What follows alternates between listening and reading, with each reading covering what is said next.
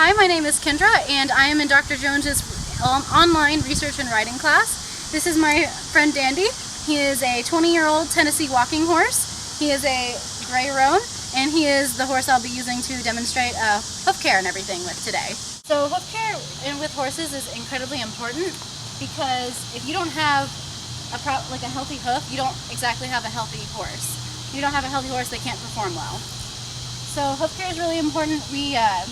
So horse hooves are made out of the same things that your fingernails are made out of, and so it's important to make sure their diet is good, so that way their hooves grow healthily. Super important with horses, and also making sure that they're nice and trimmed and actually worn down in the right places. So in the wild, horses can do that naturally when they're running over rocks and like rough terrain, things like that, but our domesticated horses, we have them in places such as corrals, pastures, things like that, in stalls. And so they can't wear that down by themselves, so it's kind of up to us to make sure our horses stay healthy. So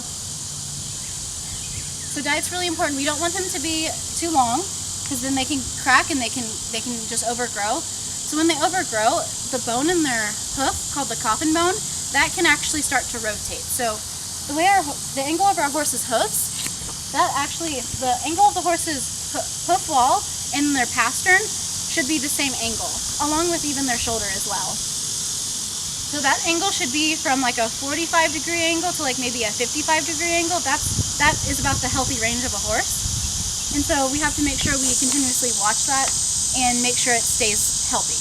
Because without healthy hooves, you don't exactly have a healthy horse, and you can't really use them for any kind of performance. And lameness is actually one of the leading causes for a horse having to quit their own careers.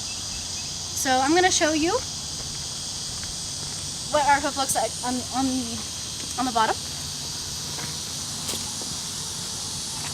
So our horse's hoof is dirty. This is really important before we ride or after we ride to make sure we take care of. So here I have a hoof pick. We're going to pick out of the frog groove of this horse and make sure everything is clean. You see there's a whole lot of dirt in here, and there could be rocks. And so it's really, really, really important to make sure we get any kind of rocks out. So if our horse walks on that, that can actually bruise their hooves, and that's really bad for them. That means that they couldn't really perform like we want them to. I don't know what else to say. I just blanked. Alright, so now that I've cleaned up the hoof a little better, let's go over our hoof parts a little bit.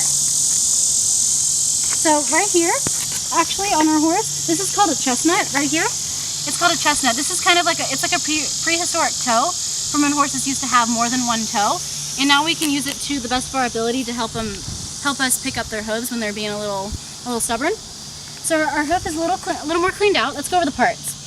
So this right here at the bottom is called the toe. This little V shape right here is called our frog groove. This is called our frog groove, and then the part right here, this is called our frog. I'm not really sure why it's called a frog, but this is what's really important to keep blood flow going in their hooves. So when they're actually walking and stuff, this is actually pumping blood and increasing the circulation in their legs and making their legs healthy. So this white part right here, this is called the sole of our horse's hoof. And so it's still a little dirty, and his hoof is a little long, needs to be trimmed. But there's this part right here where the hoof wall starts to grow out, and that's called the white line. That's pretty much the same as the quick. And so it's a lot like ours, like that's just where the nail starts growing like out past the skin and everything. These are the bulbs right here. That's really important to make sure it stays filed down and make sure it stays even so the horse can walk properly and it doesn't damage anything. And another part right here where the hair meets the hoof, that's called the cornet band. It's a lot like a cuticle. It's important to make sure that stays nice and healthy and moist and everything, so that way it doesn't dry out or anything. So again, what I mentioned about the angle of the horse's hoof. So when the farrier comes out and checks our horse, he actually checks the angle of both the hoof wall, so right here, and he checks the angle of the pasterns right here, just to make sure they're the same angle. And he also checks the angle of the shoulder. So all three of these points need to match up and be within that 45 to 55 degree angle in order for our horse's hooves to be healthy. And this will increase their performance in anything you want them to do as long as their hooves are healthy. You keep their diet up, their hooves are strong, They're trimmed correctly. There's plenty of blood flow, and this will keep our horses pretty healthy and performing how we want them to.